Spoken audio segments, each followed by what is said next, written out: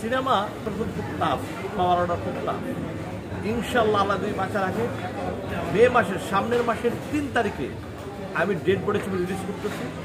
আমার যারা দর্শক আছে, আমার যারা ভালোবাসার মানুষ আছে, সবার কাছে আমার অনুরোধ থাকবে যে আপনারা 3 তারিখে আমার ডেড বডি ছবি দেখা স্টার্ট করেন। সত্যি আপনারা যারা ডস খাইছেন, আপনারা যারা সিনেমা দেখে অনেক অনেক খারাপ বাজে মন্তব্য করছেন, আমার এই ছবি দেখলে আপনাদের ইনশাআল্লাহ এটা আমি গর্ব করে বলতে পারি। সবার কাছে তো সব কিছু ভালো লাগবে এমন কোনো কথা নাই।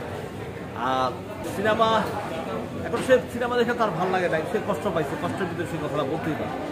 কিন্তু এই জন্যই তো বলছি যে দর্শককে ডস দেওয়া যাবে না, দর্শককে মিথ্যা কথা বলা যাবে না, দর্শককে ডস দেওয়া যাবে না। ওরা আমাদের কাস্টমার, আমাদের লোক, তাই না? আজকে ডস খেয়ে গেলে পরবর্তীতে আমাদের সিনেমার জন্য ক্ষতি। আর এই যে 10টা 12টা 11টা ছবি যে আসতেছে, এই তদবির করা সিনেমা বন্ধ করবে। তদবিরের সিনেমার জন্য আজকে দেখেন 10-12টা ছবি আসার জন্য আজকে আমার মতো ছেলে আমি ইচ্ছাকৃতভাবে আমি কিন্তু পিছিয়ে গেছি। এবং আমাকে আমি দেখছি যে এই পারাপারি করলে আমার লস হবে, আমার ক্ষতি হবে। যেই কারণে আমি সরে গেছি। আল্লাহ যদি বাঁচাবে, সামনের মাসের 3 তারিখে আমি সারা বাংলাদেশ ইনশাআল্লাহ অ্যাম্বুলেন্স সিনেমা হলের নিচে রাখা, এই যে এই ধরনের কথা বইলা দর্শকদের কাছে হাস্যকর একটা কথা বলি, আমাদের সিনেমা নষ্ট হয়েছে চাপাবাজির কারণে। এত বড় বড় চাপা মারে, যে চাপা হলে স্টপ করতে মন চায়। ওদের চাপাবাজিটা বন্ধ করতে হবে।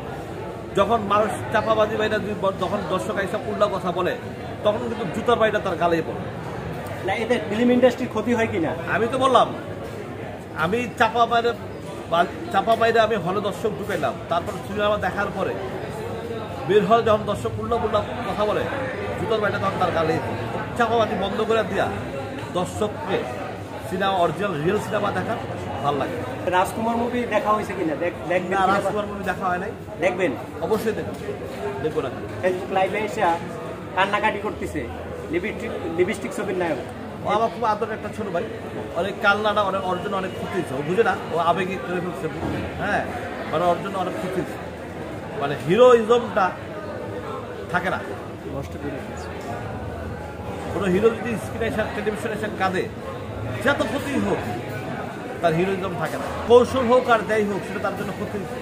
এটা আমরা যখন আলোচনা করি, একটা হিরো এসে যদি হিরোইজমটা কাকে বল, হিরোটা কাকে বল। আজকে দেখছেন অনন্ত জলিলকে কখনো কোনোদিন নরম হয়ে কথা বলতো? সে একজন হিরো, অলওয়েজ স্টাইল, কথাবার্তা সব কিছু, তার চলাফেরা, তার স্টাইল, তার ঘাট অন্যরকম। এটা হিরোইজম বলে।